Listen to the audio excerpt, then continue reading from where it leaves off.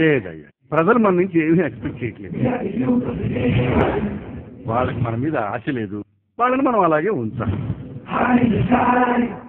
ఇవాళ నిజాయితీగా పనిచేయడం అంటే త్యాగం చేయడమే సార్. ఇన్ని కోట్ల మందిని కన్న తల్లుల్లో ఏ తల్లి సరైన ఒక లీడర్ని కనలేదురా.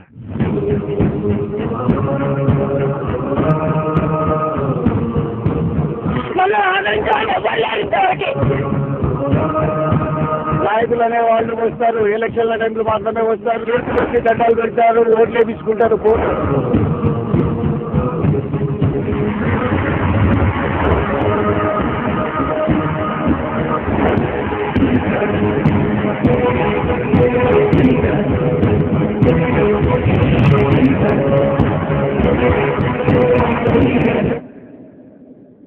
Leader, leader.